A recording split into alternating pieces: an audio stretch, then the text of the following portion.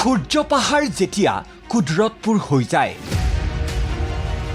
সূৰ্য পাহাৰৰ বক্ষতে যেতিয়া স্থাপন হয় হাফিজিয়া মাদ্ৰাছা,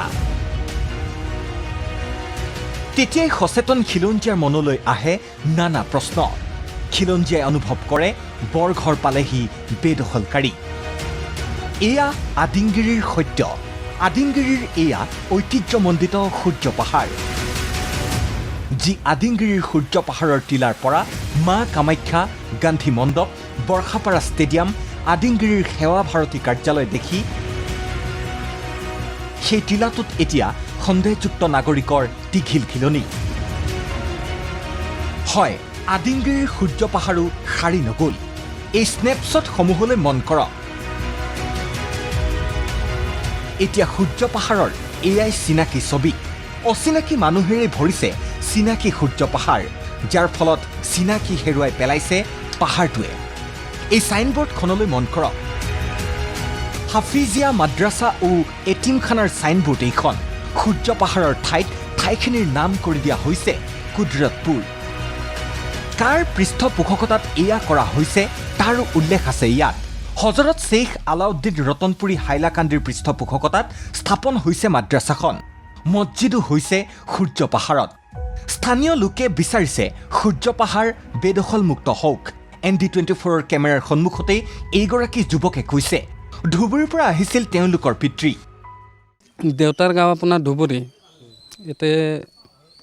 ইয়াতে আৰু আমি মানে জন্মগত ইয়াতে আৰু আছে, মানুহটো আছে বহুত। হয়, নতুনকৈ মানে প্ৰায়ভাগ মানুহ পুৰণাই আছে, কিন্তু কিছুমান আছে, দুই এক ঘৰ নতুন সোমাইছে। আমি যিটো মানে আমাৰ যিটো ওপৰত সমাজ বনোৱা হৈছে, মানে যিটো এটা কমিটি থাকে, তো সেইটো হিচাপত আমাৰ সমাজত প্ৰায় এতিয়া আপোনাৰ 60 ঘৰমান আছে।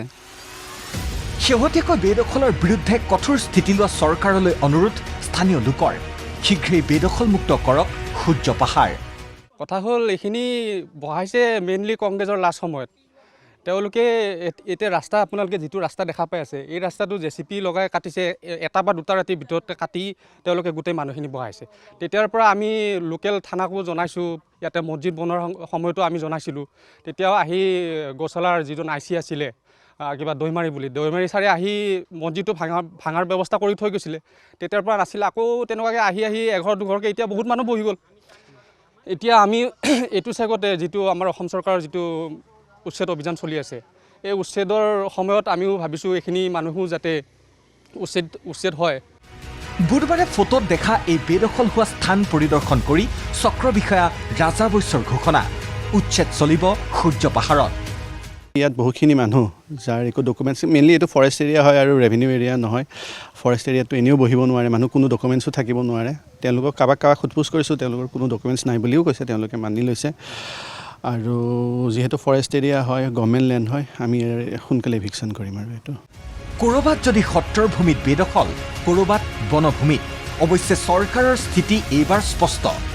বেদখল যিমান আছে উচ্ছেদ কৰিব চৰকাৰে।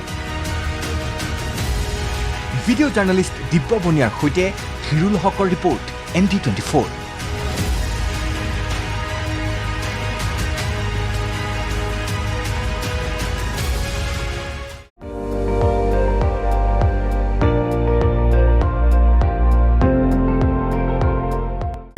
আপুনি চাই আছে ND24, সৰ্বশ্ৰেষ্ঠ নহয়, সৰ্বোত্তমৰ দৌৰ।